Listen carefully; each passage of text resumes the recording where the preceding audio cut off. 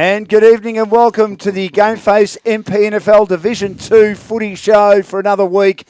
Wonderful to be here. Proudly brought to you by O'Brien Real Estate. My name is Dan Lonigan and we welcome Wayne Cap. Welcome, Cappy. Good to have you with us. Dan, great to be back. And Chris Holcomb. G'day, Holks. How are you, mate? Good, mate. Looking forward to chatting about another huge weekend of footy. Lots to talk about in Division 2. What a weekend of wet weather football it was. I thought there was actually thunder at Frankston on Saturday. Lightning. It was just the flash of lightning. Yeah. It was actually just the flash of the camera. That's how well I'm going. 5 times I thought, gee, why aren't they calling them off or sending them off? And it was actually just the flash of the camera. That's how well I'm going. But anyway, everything was fine. It was a terrific day of footy everywhere. Zach Andrew Arthur joins us after Langwarren's big win over DIV. Another 40-plus possession game for him. He's averaging nearly 36 possessions a match, thanks to Premier Data. A pub trip, gee, isn't that funny in local footy, inspires Chelsea to an upset win over Seaford.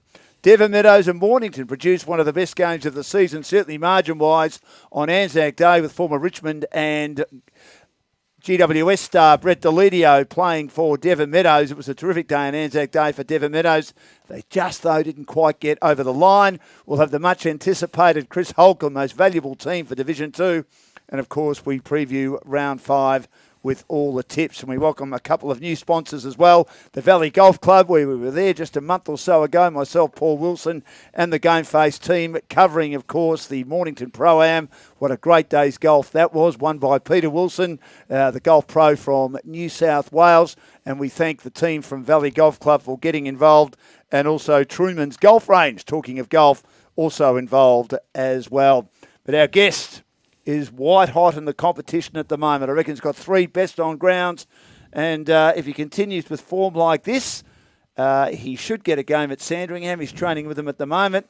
But if he stays with Langwarren, he'd be odds on to win the league best and fairest for the undefeated Kangaroos. Zach Andrew Arthur, I've got your name right. Finally. You got it now. Welcome to the program. Good to have you with us. Thanks for having me. Must be delighted with the way you're going, mate. You are flying, and so is your team. Yeah, I've been doing all right. Well, it helps when I got a ruckman that taps it to me every play. So, yeah, definitely helps having a good team. We're doing quite well. 30 possessions in round 1, 47 in round 2, 21 you were tagged in round 3, and 45 in round 4. Can you play any better than that? I can try to. I've been watching the film and looking at ways to get better and see a lot of holes in my game. So I'm keen to keep working on it. What are the holes? Nothing I'll share. Dan, you said he might be winning the best and fairest. I went searching through the best players on the weekend. You had 45 touches. Was it 45? Or? Yeah. 45. So you touched the ball every 2 minutes. Yep. They're hiding him. And I went, no. It was They're best, no. Second best, no. Nah.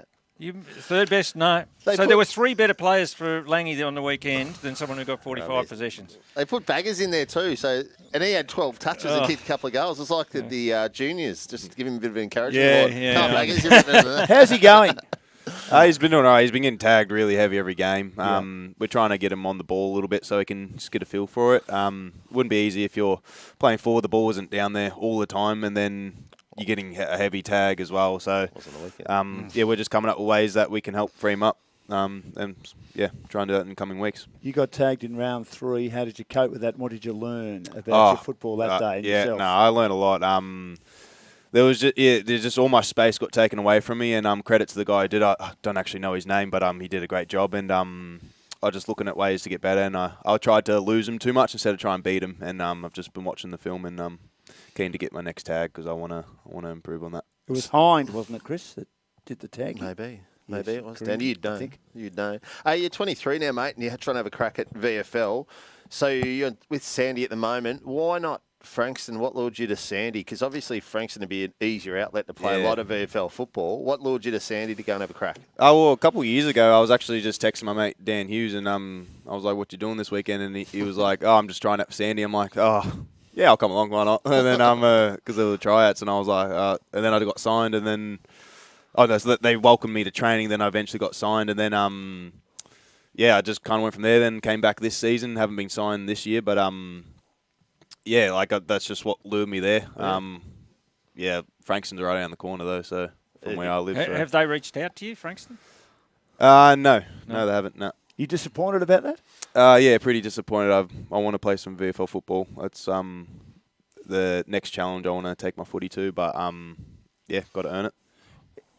Well, I think you're earning it. Well, realistically, we didn't have a year last year. No, Your year before that, you were playing good footy because we watched a bit of footy through, but it wasn't a start like this. So now, obviously, with the numbers that you're putting up through, you're going to put your name on the map and put a hand up. So you'll probably be fending off a few offers come end of year if you can continue forward. Yeah, I hope so. Yeah, well, basically the difference this year is I've really committed to my running, my fitness. Where years past, I just did a lot of gym work, and gym only takes you so far. Yeah. Like I've actually trained specific this year, so I feel like I am playing better, but I just feel better too. It's not just it's coming along. Like I just feel better. I feel like I'm enjoying my footy more too because I'm not as tired all the time, so it helps. Yeah. Does it help that you're a personal trainer by profession as well, that you are so fit and you manage to run out games? I mean, we called you against Somerville in round 2, myself, Hulks and Blackers for GameFace, and you just kept going all day. It was a wet day, it was tough conditions. We'd had a very hot day the day before, but you were still fresh as a daisy at the 31-minute mark of the last quarter. Yeah, no, well, it helps. Well, I understand the human body. I understand how to get my body ready for the game. I understand when I need a rest. I understand. I guess it helps me understand the human body and how I recover and what suits me best. Yeah, that Summy midfield was blowing up. That day, we said 10 minutes into the last quarter, they were playing on a slightly bigger ground than probably what they're used to, but they were blowing up. They were. So they've got to really put in some hard yards because I reckon that they'll be around the mark at the end of the year. So they've got to try and keep up with this bloke. What about their recruit that we can name tonight that they've picked up from the Cranbourne Football Club, who played in the Premiership with the Waffle Club, West Perth, a very famous football club coached by Dennis Cometti back in the 1980s and have had a lot of success over the last 20 years or so. Sean Maruziak is coming across to Langwarren. That can be confirmed tonight.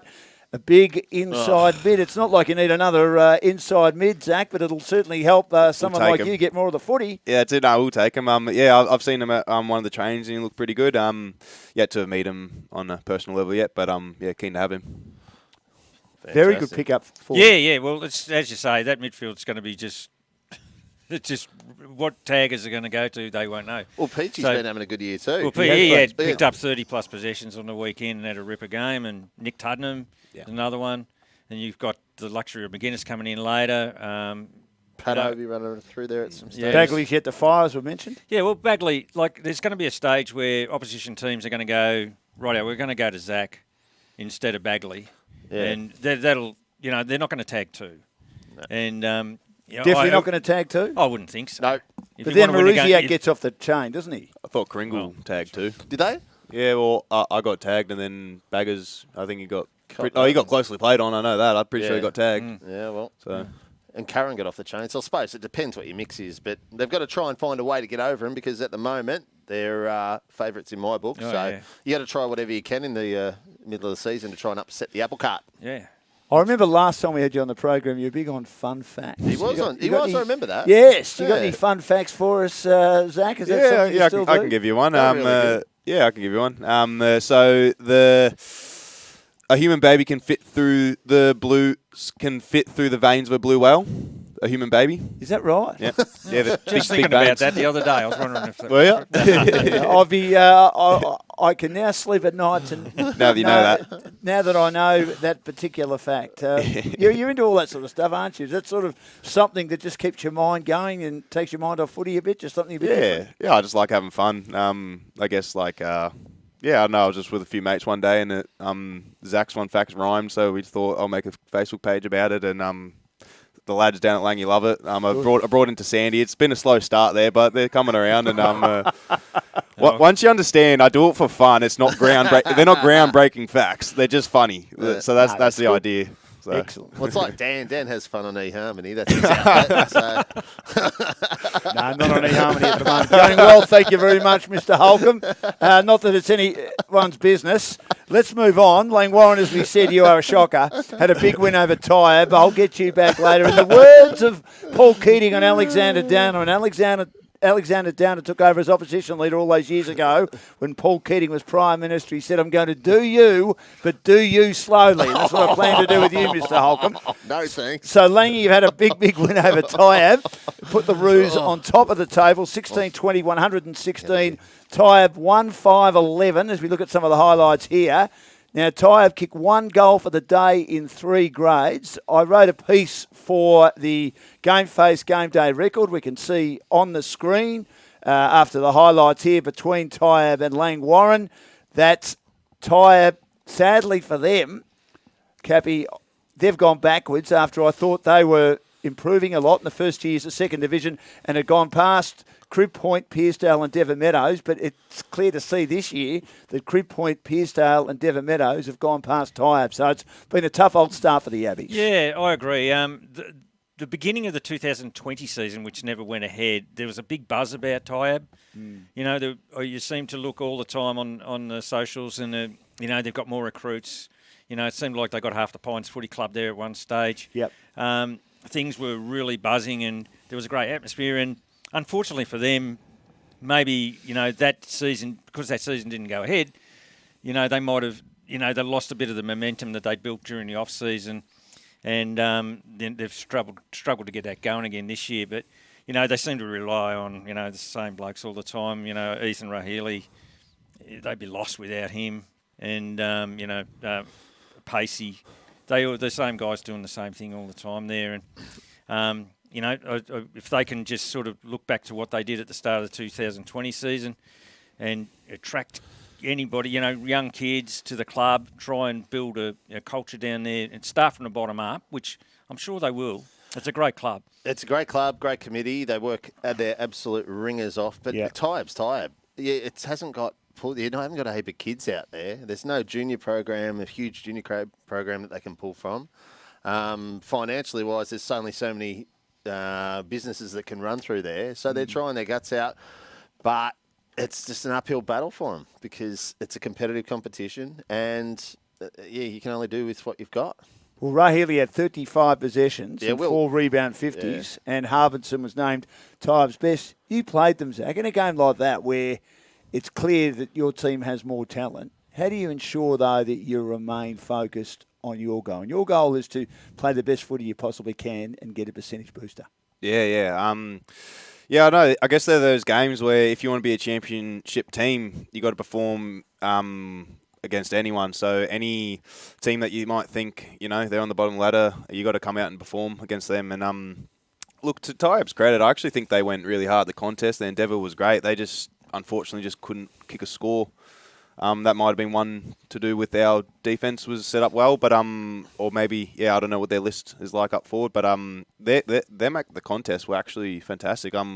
We released the game stats and they actually had more contested possessions than us. I think they did all right in that regard. It was just we on the outside had a little bit more class. I guess that's how the game went.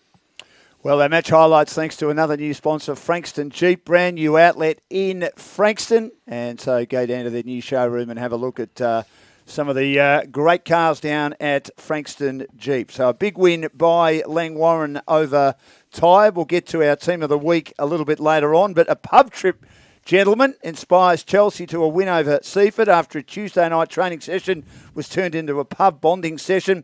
Chelsea burst out of the blocks. They were very disappointing the previous 2 weeks and probably weren't great against Crib Point. Had a good first quarter and from then on the margin stayed the same in the opening game. They led at every break, kicked 6 goals to 2 in the first quarter. And I think, Cappy and Holtz, the most important thing here was it wasn't just Curtis Bywater, Sean Foster and Zane Carter.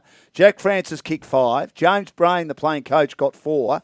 And Simon Mitchell-Hill, who's an outstanding key defender, former best and fairest and a very good player in the Ovens and Murray League, was impressive as well. Now for Seaford, who've been up and down, Brody Scully kicked 2, while Tim Broomhead and Ishak Bashir were against solid. But that's a bad loss for Seaford, but a good win for Chelsea. Yeah, well done, Chelsea. Like they copped a big kick in the guts the week before, and you know they would have been down, and everyone was ready to write them off. Coming up against a team that's been going pretty well. Seaford haven't done much wrong this year. And to come out and get that win really puts them back on track in my book. And congratulations to Brainy for his efforts to get his team going. And You know, the off to the pub on Tuesday night instead of training. I don't know if they'll do that every week, but you know, that was a great effort by the boys at Chelsea and the coaching staff, because you know, they would have been, you know, lower than, you know, what last week, and then to get up and about and take on the challenge of Seaford was fantastic. And you know, Broney led from the front with 4 goals. And you were going to say lower than the snake's belly button, weren't you? something like that, yeah. Very good. And but you know, hats off to Chelsea. Well done, and you know, they're back on track, I reckon. Hulks, on Saturday, you and I were talking about Chelsea. They've got some talent in that side. Yes. And as I said, I just didn't think enough players were stepping up. We were concerned last week, and actually on the show we said they had a great side in. They just played like rubbish. And then Brainy missed last week, and we said, look, there's a lot of pressure on Brainy to try and get this group of players up. Everything he's touched has turned to gold this week. He's taken them out to the pub on Tuesday night, which can backfire or it can get up. And then he's gone out and kicked 4. So don't underestimate the contribution that man made to that club this week, and see if it's a turning point, or see whether or not their attitude is rubbish and they go back to losing games they should win. That's the thing with First Division, Second Division this year, is consistency in performance, because there's a lot of teams around that same mould. So the coaches have really got to have their team up every single week, and hats off to Brainy this week, because he's done a great job. It's a tight comp, Zach, isn't it, when you look at it? If Devon Meadows had won on the weekend, they would have been third. Mornington are third at the moment, and with the greatest respect to Goose and the boys, probably just going. And you and Rye are clearly the best 2 teams at the moment, unbeaten on top, 4 wins. You have a better percentage. And then after Mornington, 5 teams locked on 2 wins and 2 losses, separated by percentage. So a great tight competition in Second Division. Yeah, so far it is. I guess we don't know until each team plays each other. But yeah, so far it's looking nice and close. Now, Deledio, not enough for Devon as they fall by 1 point on Anzac Day. A good day for the club down there. They couldn't quite get the job done. I did hear from a few Devon Meadows people that they were very poor in the first half. They looked impressive into the halftime break before Brett Deledio, who had 20 possessions, the marquee player, the former Richmond and Gold Coast star, GWS star, brought the fight back to them, kicking 2 crucial goals in the third quarter. Devon Meadows led by 5 points with just minutes to go. It looked like they were going to make it 3 wins from 4 before Matt North slotted what would be the match winner. We'll have a look at some of the highlights in just a second, thanks to Frankston Jeep. Lockie Batten, he was on this show last week and got inspired by being here, I think, and talking to me and talking to you, Cappy, and maybe talking to Hulks. No. He kicked 5 goals for the Panthers, while Brodie McConnell had a massive 10 rebound 50s. Joel Hillis led the rankings points with 165 from 30 touches and 8 rebounds. Jackson Calder, 3 goals. He was inaccurate, Hulks, and did a lot of damage early to ensure Mornington had a good lead, while Adrian Speedy's back playing good footies. We look at the highlights now, had 24 touches, and Lockie Gorka was named best for Mornington, 8-11, 59 to 9-4, 58. Well summed up, Dan. You were there. What did you think? So halfway through the first quarter, Mornington were basically 5-9 to 2 goals. Yep. Jacko had kicked 3 goals, 6 and 1 out in the full. Were they easy shots? Yeah, reasonably. He was starting to get a little bit sore. And that was the tail of the tape. We said last week that if Devon can keep Jacko under 2... Oh, sorry, I said. Yes, if they could keep him under 2 goals, they'd win the game. He's kicked 3 and they've lost by a point. Oh, look at that, Dan. Look at that. So what are you saying? That Devon have improved, or Mornington can play better? Or they can both play better? I don't think either of them on that form on that day is going to press these guys at all. Mornington lost Baker through during the day as well. Got some injuries, haven't they? Yeah, they have. Speedy was back, which is good. Smarty was good off a back flank. He had 29. They were really, really lucky to win it. Joel Hillis, if you haven't watched this kid play, he's a gun. Like, he is top shelf. So, yeah, I've got down, like, mate, there's going to be an interesting battle at the end of the year for the best player in this competition. With Joel. Zach and Joel Hillis. Yeah. And Hillis is right up there. Yeah, he's got to be. He's just knocking up possessions every week. And he doesn't get assistance from his teammates. Don't worry about that. He's carrying them. He goes and gets his ball, and they can't tackle him. He just bounces off people, and away he goes. So. Have you played against him, Zach? I've actually never played against him. I don't even know what he looks like. Right. He wears a helmet. Every time we've played Devon, I haven't played. Right. I don't think I've ever actually played Devon Meadows once. So okay. I haven't seen him play. So yeah. Why haven't you played injured? Or you Um, wouldn't I get think- injured. no, You never get injured. I think He's only young too. the only 2 games I think I've missed in the last couple seasons have been against Devon, and I haven't played against them. So yeah, So there you go. Devon were 6-4 to 3-2 after half time. So they outscored them easily after half time. Again, this is becoming a theme. Mornington uncontested domination in disposals. They were plus 100 on Devon. So they love getting the ball to the outside. They love getting that consistent ball. Means they should win by more, shouldn't they? No, well, contested disposal always down, so Devon beat them in that regard. But you just got to make sure your ball movement's okay and you're manning up through. But in all honesty, it wasn't. The score was really tight. Yes, Northey kicked a goal with a minute to go and win the game. It wasn't really overwhelming, though, in terms of 2 teams that were really going to push hard. Did Delidio help them? It was great. I did it in a function before the game. Spoke really, really well. Devon did a great job promoting him and have him there. And I'm sure, looking at the field, that everyone loved having him out there.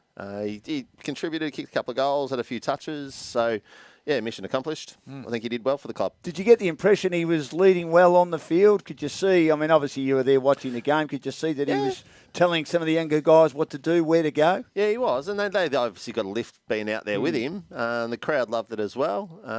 Yeah, look, I think it was a tick. I think in terms of some of the other people who've gone out and played, which probably haven't worked out, I think Delidio was really good for Devon, and I think they did a great job. I like the fact he's coming back and playing another one in a couple of weeks, isn't he? Yes, So yes. that adds to it as well. So And I think Nick Del Santo's coming to help out Tyab later in the year. And that'll Yeah, be great terrific. for them because Yeah. we know what a good player he is. The way I know he hasn't played for a few years now, but distributing off half back, I could just see him really helping the Tyab team become more competitive. I know you can't rely on one player. Like he helped North Melbourne to reach great heights that they're at now. Is that when he finished Oh, his career? I don't think you can blame Nick Del Santo, but I think the problem with North Melbourne, and this isn't an AFL show, but if I'm allowed to have a view on that, is they never really bottomed out.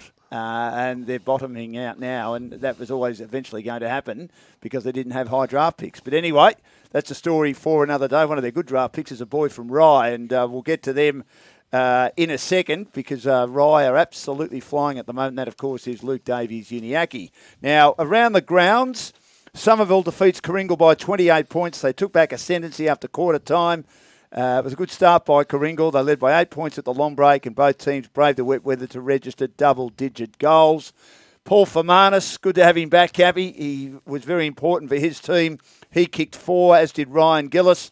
And Patrick Nagel collected the medal for best of field for the Anzac Day. He kicked a terrific goal as well. Matt Blair and Tom Curran, again, good for the Bulls, while Jordan Pomeroy kicked 2. They needed to find a way, Somerville, and to get Paul Fermanis back. That was very important. yeah, they did. Fermanis, by all reports, was not 100% fit, so he was mainly forward, and he kicked 4 goals and did a really good job for him. He goes forward, that takes a good defender, and he did the job. Gillis was good as usual. He's ever reliable and kicks 4. I don't know if Curran had the game that I was surprised to see Curran in the best players. I think he got tagged out of it a little bit from what I hear. Was Westerfield on him? Westerman, yeah. Westerman, I should say. Westerman. He did the job. Kellerman was really good for...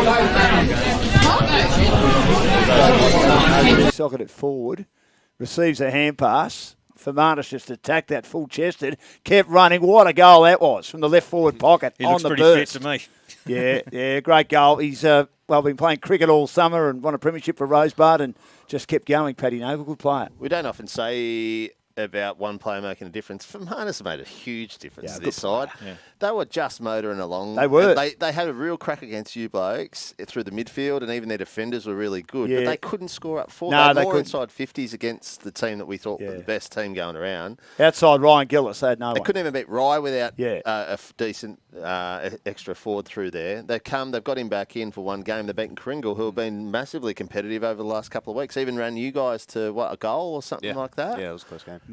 He makes a huge difference. So Summy, with him back in, hopefully they can keep him and play the next 10 games or whatever. They'll be back to that top 2 or 3, which I think they are. I think there's, Are Kooringal going better, Hulks, and you thought they would? They've been they'll- pretty competitive, I haven't think they? they'll stiff to run up against Summy, and they have him just come back in for one game. Yeah. I think maybe without him, it's probably might be a different story. But yeah, well done on getting him back, and good stuff. Yeah, it was good coaching, and they obviously must have been a punt to play him if he's not 100%. They needed to win that game, yeah, though, but didn't they did. It was really important, and job done. Ticked all the boxes, and he'll be back firing next week. So. Zach Andrew Arthur with us on the Second Division Footy Show, and our guests brought to us every week by Growth Syndicates Australia. Now, Crewport have been really good, but had a bad second half, and I suppose with young teams you're going to get that. And Hastings are flying under the radar a bit, and who would have thought, the way they've been going, that they're fifth, and they must be really happy. Clint Einstedell's doing a good job with that side. Their pick-up from the Southern Football League, Tom Backman's been outstanding in defence. Paul Rogash returned on the weekend. Luke Hewitt's a great leader. Clayton Gay played really well, hoping to get picked up late in the year from the Stingrays. So a good win in the end, and Crewport have been a bit disappointed. They sort of took a step back on the weekend, boys. Yeah, that was a 50-50 game, I thought, and one that both teams really needed to win. And, hats off to Hastings. They're getting a few players back. They've been hurt by injuries and two really important players. They're getting them back. Backman seems to be a beauty. Yeah. And, Rogash coming in, obviously, with his abilities, an amazing in. They're really I reckon they're quietly confident down there about what they can do this year. Nathan Gray having a super year so far, 25 touches and 2 goals Yes, again on the he's come weekend. back, former premiership player, isn't he? And averaging 25 touches again, not actually to the standard of this man next to me, but he's having a great year. Might even be in team of the week later on. He might even sneak in. Cribby, Brad Arnold went well, 26. He's averaging 24. Again, Cribby are going to be up and down. They're young, so you're going to see a couple of good wins, I think, by the end of the year. But you're going to see some losses too with games that they think they should be more competitive in. And talking of Crewpoint, spoke to their coach, Steve Hamill. Will suffered an ankle injury, which he's had before. Probably only going to sideline him for 2 weeks. And, of course, that started what was a bit of an embarrassment for Adelaide with Tom Lynch not being ready to play as the sub. But anyway, Will be out for a couple of weeks and hopefully back soon. So we wish him all the best, and we wish Cribby Definitely all the best for the rest of the year, as they just had a rare bad one. Now, Rye remain undefeated. They beat Pearsdale, who were competitive, 10-12-72 in the twilight game at Rye, 6-15-51 the Panthers. The Dales are improving steadily, as we said. They kicked 2-8 in the first half. Kalani Ryan named best for Rye with 18 touches and 6 clearances. 1 goal for 115 ranking points, thanks to Premier Data. Nick Strickland, solid defender. Nick Rowson, very good inside mid for Rye, while Strickland finished with 8 rebound 50s. Cruz West and Carl van der Plume were solid, with West kicking 2 goals. Van der Plume had 7 rebound 50s for the Panthers. Just doing what they have to do at the moment, Rye, Cavi. Yeah, well, 2 things. I looked at the stats on this game, and the stats were very similar all the way across the board. Like, when you look at the stats, like you obviously didn't see the game or no footage of it, and you're trying to find a reason why one team won and one team lost, and it was very even. And I suppose it reflects on the scoreboard a little bit because a bit of inaccurate kicking by Pearsdale may have cost them in that game. I'm sure there would have been other stories that happened, but to me the things that stood out were inaccurate kicking by Pearsdale and how even the game must have been across the board. All over the ground. Shout out to Connor Benwell playing really good footy, very good footy. I think he had another 28 on the weekend, so he's going really well. I don't want to say it's a good effort from Rye to Pearsdale to lose, but Rye were expected to win that game and win it comfortably, and it was probably a bit tighter than what they thought. Rye, yes, you're doing great, 4-0, happy days. Your win against Summy was fantastic, a really good win. No one expected them to sort of roll Summy. They didn't have Fermanus, but good win. Ty, Pearsdale, Devon, their wins every day of the week for anyone who's middle of the road. So it doesn't even matter. But they've got to win those. Yeah, but they're going to win those because they're Ty, Pearsdale, and I Devon, don't know so whether they would have them. won them 2 years ago or even 3 years ago. They lost a lot of close games 3 years ago. But what I'm saying is they're top of the ladder, right? The next 4 weeks, Mornington, Seaford, Hastings, Langy. That'll decide that their decides their season. Yeah. So now we'll look at it now and go, hey, that's a great start. Couldn't have asked for anything better. Great wins. Summy win was fantastic. the next month's going to be huge, because if they can drag two out of 4, if they get 2 out of 2 of those, I think they can tick it and say 1 out of 4. They could lose all 4. Who knows? They get two wins out of those 4 games. You know, they can start preparing for finals. I reckon. Yeah. So next 4 weeks are going to be huge for Rye. Well, we need the drum roll. We'll be going through the tips very, very soon, of course, for the Telstra Business Technology Centre of South Melbourne. But we need the drum roll for Chris Holcomb's Team of the Week. Bring it on, Dan. And our Team of the Week proudly brought to us in Division 2 by Frankston RSL. And you can go and watch a game that GameFace broadcasts every week at one of the many TVs that the Frankston RSL has. Chris, you're going to read the team out and tell us why. All right, especially with the new additions. Nick Strickland smashing them down at Rye. Tommy Backman, Zane Carter. Nick Mason at half-back from Summy. Luke Rowe at Summy. And Connor Benwell from Pearcedale. Now, that backline's really solid. I didn't need to do too much tinkering. Bought Stricker off the bench. But I was ruthless around the other part of the ground. Nathan Gray on the wing from Hastings, with Jolie Hillis on the other wing from Devon. Midfield, Matty Blair in the ruck. Zach the man here. Tommy Curran in the guts. Half forwards, Tim Broomhead. Famana straight in, influential. Jack Francis, he's had a good couple of weeks from Chelsea. Yep. Forwards, Lockie Batten, Jacko Calder, Chad Mulvogue. Interchange, Rowson from Rye, Hill from Rye, Ethan Rahili from Tyab, smashing down the door, and Brad Arnold from Crib Point. So with all due respects to Matt Blair, he's going well. But we've got Norton not getting a gig. Very stiff. But no, he's only averaging like 62 hit out. I don't like. I don't rate Ruckman, so I'm going to try and cover the ground, mate. So and Macklin Rain, who knocks up getting. He's winning every week. So Matty Blair must be some super ruckman, I reckon. Well, he's going all right. And you don't need 2 rucks. You don't need 2 rucks. I don't rate him. He's just going to run all day. You can just pander around. Remember the days, as I said last week, used to have 3 or 4 playing premiership sides in the AFL or VFL, but they used to play a number of different roles. Oh, well, stand up. If you're going to whinge about that, stand up and have a crack. Like, get yourself in the best a couple of weeks in a row. Good team, Zach, you reckon? Although you think that Big Red should be in that team. Why is he so good as a ruckman? He's not good enough, according to Holt. He's massive, and he's got a nice soft touch when he needs to. So he's not just big and aggressive. He can actually deliver it when we need it. Sounds like a bit of a softie. Sounds like Dan on a Saturday night. Soft touch. Moving right along. You are a disgrace. As I said, your time will come. Now, match of the day this week, thanks to O'Brien Real Estate, should be a belter. Second, and they're only off top of the ladder. Ooh. Through percentage, and that is Rye taking on Mornington. Another big test for Rye. Big test for Mornington. Now, match of the day this week, thanks to O'Brien Real Estate, the GameFace footy record this week. Second, and they're only on top of the ladder, but finding a way to win percentage, and that is Rye taking on Mornington. Another big test for Rye. Big test for Mornington. Now, match of the day this week, thanks to O'Brien Real Estate, the GameFace footy record this week. Second, and they're only on top of the ladder, but finding a way to win percentage, and that is Rye taking on Mornington. Another big test for Rye. Big test for now. Match of the day this week, thanks to O'Brien Real Estate, the GameFace footy record this week. Second, and they're only on top of the ladder, but finding a way to win percentage, and that is Rye taking on Mornington. Another big test for Rye. Big test for now. Match of the day this week, thanks to O'Brien Real Estate, the GameFace footy record this week. Second, and they're only on top of the ladder, but finding a way to win percentage, and that is Rye taking on the biggest ground. Big test for Rye. Big test for now. Match of the day this week, thanks to O'Brien. How do you coach second, they're only on top of the ladder. Oh, yeah, I like percentage, and that is Rye taking on the biggest ground. Big test for Rye. Big test for now. Match of the day this week. How do you coach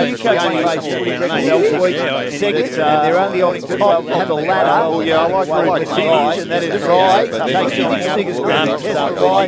Big test for now. Match of the day this week. How do you coach second, they're only on top of the ladder. Oh, yeah, I like percentage, and that is Rye taking on the biggest ground. Big test for now. Match of the day this week.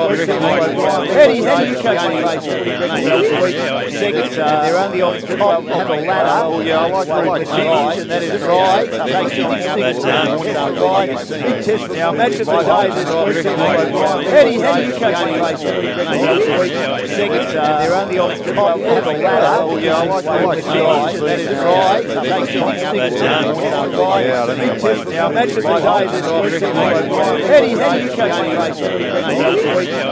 they're only on the top of the ladder. Yeah, I like That is right. Yeah, I don't think I played. Now, imagine the day this Eddie, how do you coach they're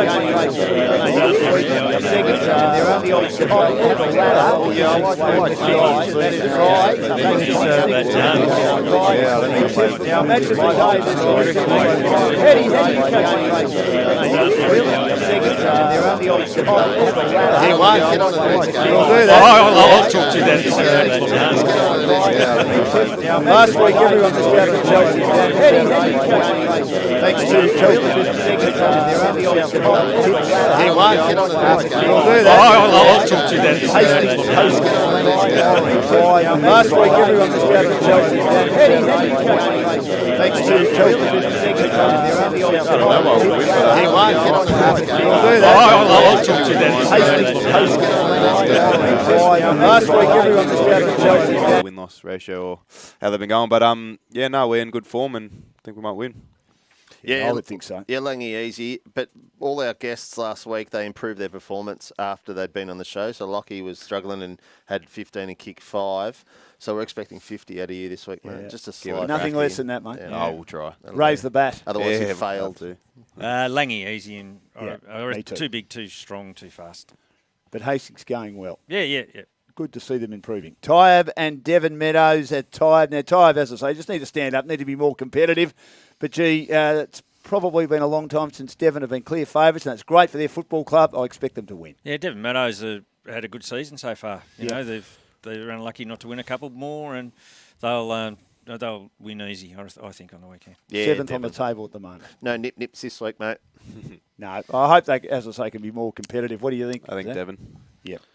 No doubt. Pearcedale and Coringle. Danger game for Coringle at Pearcedale because Pearcedale have improved, but I just think Coringle have got enough talent to get them over the line. But it wouldn't surprise me if Pearcedale somehow conjured an upset here, guys. Yeah, I agree, Dan. I think this is a danger game, and Pearcedale aren't doing much wrong, but Coringle have got a lot to play for, and I think they'll get the chocolates.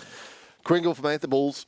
Yeah, Kringle for me. Yep, no doubt. Chelsea and Somerville. Big game again for both teams. Let's see if they can continue their good form from last week. They lost 2 in a row before that.